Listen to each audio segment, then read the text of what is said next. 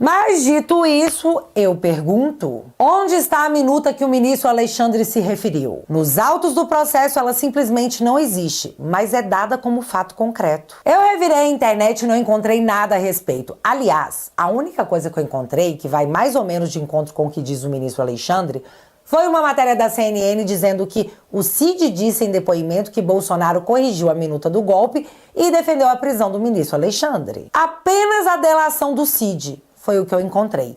Mas sobre a delação do Cid, a gente também encontra várias outras coisas, como esse áudio aqui. Eles já estão com a narrativa pronta deles, é só fechar e eles querem o máximo possível de gente para confirmar a narrativa deles. Pois é. Um outro ponto é que na denúncia o PGR afirma que no dia 6 de dezembro de 2022, o Felipe Martins teria apresentado a suposta minuta ao Bolsonaro e que no dia 7 de dezembro rolou uma reunião com os generais para que a minuta fosse apresentada. Gravem essa data, 7 de dezembro, porque eis minha dúvida a respeito. Voltando à denúncia do Paulo Gonet, que serve de base para que os excelentíssimos transformem uma pessoa em réu ou não, ele diz categoricamente que, abre aspas, no dia 7 de dezembro de 2022, o decreto foi apresentado pela primeira vez a integrantes do alto escalão do governo federal. As informações prestadas pelo colaborador Mauro Cid indicam que a primeira versão do documento foi submetida à apreciação de representantes das Forças Armadas em reunião realizada no Palácio da Alvorada na manhã do dia 7 de dezembro de 2022. Na ocasião, Jair Bolsonaro, com o auxílio de Felipe Garcia Martins, apresentou a minuta ao general Freire Gomes, ao almirante Garnier e ao general e ministro da Defesa Paulo Sérgio Nogueira de Oliveira. Fecha aspas. Então, nisso aí é a PGR afirmando que o Felipe Martins estava na reunião do dia 7, onde ele teria apresentado a tal minuta do golpe para os generais presentes. Mas um dos problemas, porque tem mais de um e eu já vou te mostrar, é que em seu depoimento o general Freire Gomes diz que possivelmente o Felipe estaria lá. Ele não afirma, ele diz que possivelmente Felipe estaria lá. Mas olha que estranho, não foi o Felipe que apresentou a minuta? Como que o general não ia se lembrar se o Felipe estava lá ou não? Bárbara, mas a denúncia não se baseia apenas na delação do Cid ou no depoimento do Freire Gomes. Tem registros de entrada naquele dia. Tem sim, verdade. E antes de eu chegar no momento mais tchan, eu preciso que você veja esse vídeo também com muita atenção. E essa reunião foi comprovada também, vou colocar aqui, foi comprovada com o controle de entrada e saída de pessoas do Palácio do Alvorada. Também uma prova autônoma, independente da delação. Aí, em vermelho, está o controle de entrada e saída de pessoas do Palácio do Alvorada, dia 7/12, Paulo Sérgio, Freire Gomes e o almirante Garnier, que chegaram em horários muito próximos, entre 8h25 e 8h34, e saíram também em horários muito próximos, 12h20 e 12h23. Vocês viram que ele apresenta uma lista que ele mesmo marcou com um quadrado vermelho, né? Pois então, presta atenção na imagem que eu vou ampliar. Dentro do quadrado tem os nomes que o Alexandre cita, do Paulo Sérgio, do Freire Gomes, do Garnier, mas também tem o nome do Felipe Martins, que Alexandre ignora.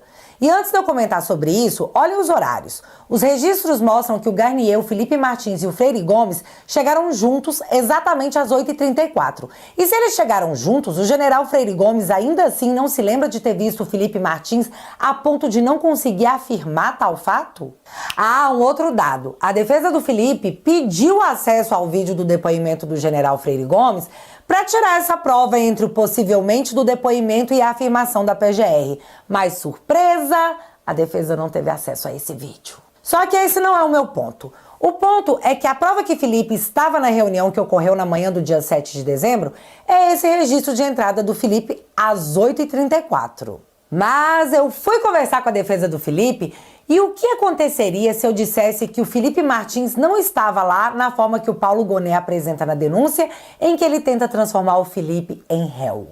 Esses são os dados fornecidos pela empresa Uber, que mostram que no dia 7 de dezembro, dia da tal reunião, Felipe Martins estava em casa às 10h19 da manhã quando chamou um Uber que o levou a outro endereço que não era o Alvorada e que lá chegou às 10h33 da manhã. E não era o quarteirão de cima. Do endereço de chegada do Felipe Martins naquela manhã até o Alvorada, são 9 quilômetros. Felipe não possuía carro e se deslocava de Uber. E nesse histórico podemos ver vários outros dias e horários em que ele de fato foi para Alvorada. Porque, vou repetir aqui, era um dos locais de trabalho do cara. Mas naquele dia 7, às 10h19 da manhã, ele estava em casa e foi para outro compromisso em outro lugar que não era o apontado pela PGR em sua denúncia, que será julgado no próximo dia 22.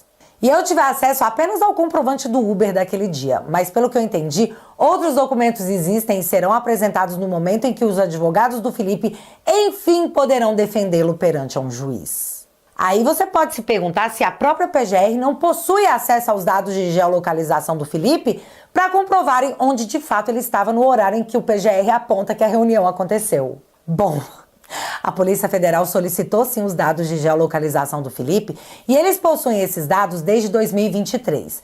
Mas de forma estranha, os dados de geolocalização do Felipe não foram anexados ao processo nem pela Polícia Federal nem pela PGR, diferentemente de outros investigados.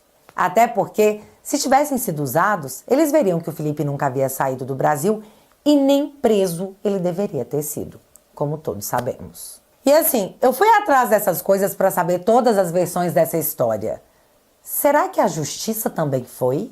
Pois é o que vamos descobrir em breve. Mas o fato do Benício Alexandre não ter citado o nome do Felipe enquanto ele lia aquele quadradinho vermelho com os nomes das pessoas que entraram no Alvorada, naquele dia e horário, me chamou um pouco a atenção. Poderia ser porque o Felipe não estava sendo julgado naquele dia, então não precisava citá-lo. Mas, naquele mesmo dia, ele citou outros corréus que também não estavam em julgamento. Na terça-feira, no início do julgamento, ele também citou o Felipe. Porém, ali, naquele momento de afirmar em seu voto que o Felipe havia entrado no Alvorada naquele horário que a denúncia afirmava, ele não citou. Enfim, só achei, sei lá, curioso.